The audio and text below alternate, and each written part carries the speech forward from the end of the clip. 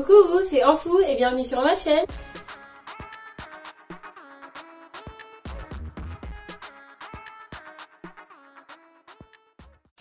Alors aujourd'hui je vous retrouve pour une nouvelle vidéo, une vidéo super importante pour moi. Avant de commencer juste, oui je sais, je ne filme pas chez moi, je suis chez Badria.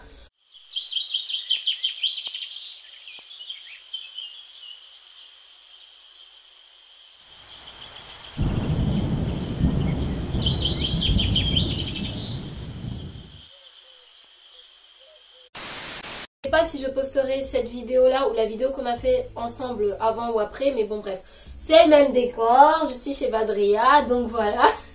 Coucou. Elle est derrière la caméra là, elle fait que rigoler. Bref, donc pour commencer, cette vidéo elle me tient super à cœur, elle est très importante pour moi parce que c'est la première vidéo on va dire qui va introduire le thème, le sujet, le but de ma chaîne. Donc on va commencer un peu à rentrer dans le vif du sujet. Qui est donc la communauté noire, et si vous avez lu le titre vous savez de quoi je vais parler. Donc ça peut sembler un peu bizarre comme question, genre ouais quand est-ce que tu as découvert que t'es noire, tu savais pas que t'étais noire en fou? Si, mais quand je parle du fait de découvrir qu'on est noir ou qu'on est racisé, je parle socialement, et je parle du fait de découvrir, en fait de se rendre compte qu'on fait partie d'une minorité qui est oppressée en Occident en fait, où on vit. Donc juste pour vous remettre un peu le contexte, moi j'ai grandi à Mayotte. Je suis née en France, mais quand j'ai eu 11 ans, mes parents ont décidé qu'on allait rentrer à Mayotte. Donc j'ai fait mon collège, mon lycée là-bas. Et je pense que ça a beaucoup joué, ça a beaucoup influencé sur la personne que je suis devenue actuellement.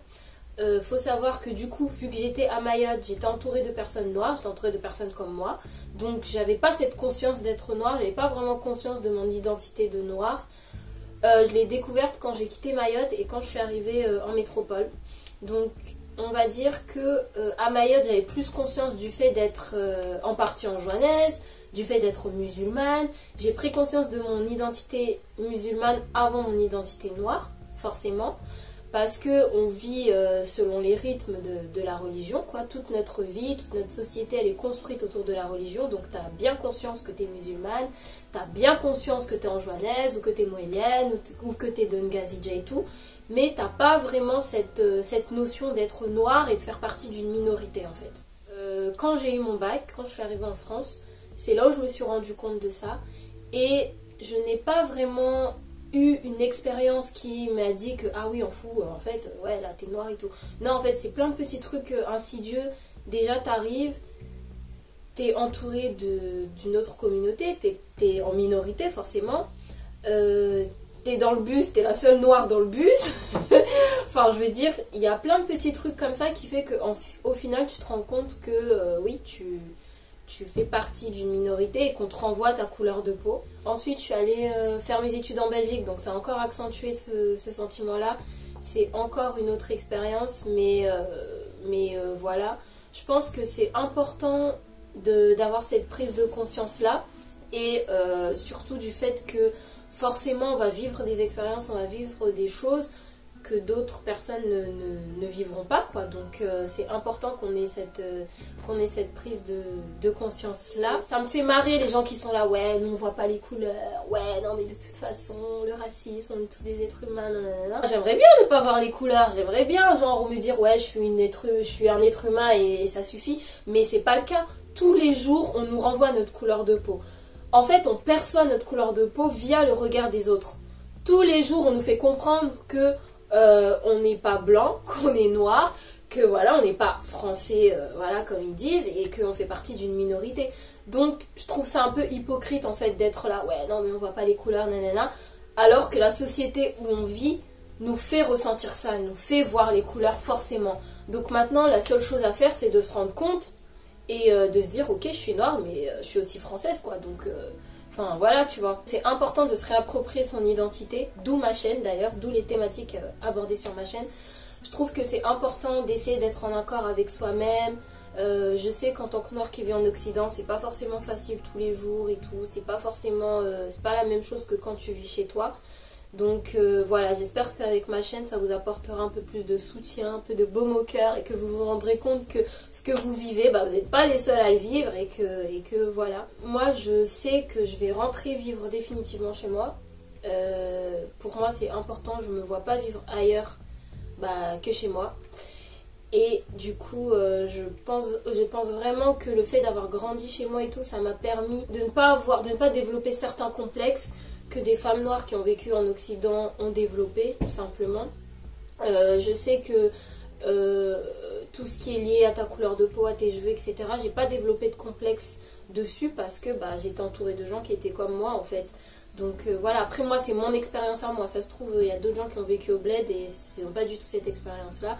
Je sais aussi qu'il y a des choses chez moi qui correspondent aux critères de beauté actuels, donc qui m'ont permis aussi d'échapper à certains complexes et tout. Mais voilà, mais je pense vraiment sincèrement que avoir vécu entouré des siens, c'est super important dans le développement en soi, dans la confiance en soi.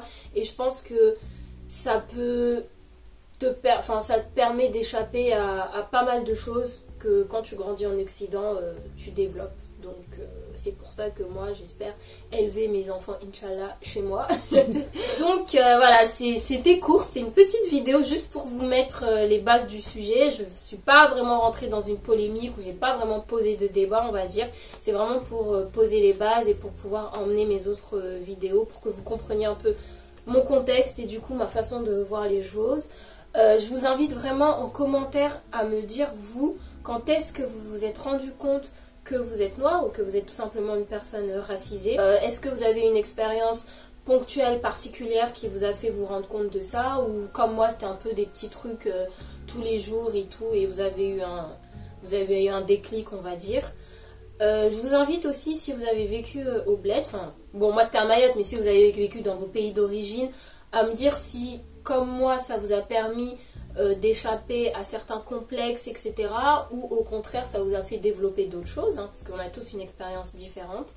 Donc voilà, je vous invite vraiment à réagir en commentaire. Je vous fais de gros bisous, je vous laisse pour la prochaine vidéo et je suis perturbée parce que je ne peux pas tourner sur ma chaise. Donc je vous dis juste au revoir, n'hésitez pas à vous abonner et à activer la petite cloche, c'est important. Putain, faut que j'apprenne à dire ça à chaque fin de mes vidéos. Donc, abonnez-vous. Tu vois, c'est pas naturel. Je recommence. Donc, abonnez-vous, activez la petite cloche pour ne pas rater mes vidéos. Mettez un pouce bleu si vous avez aimé la vidéo. Et je vous retrouve pour la prochaine fois. Bisous.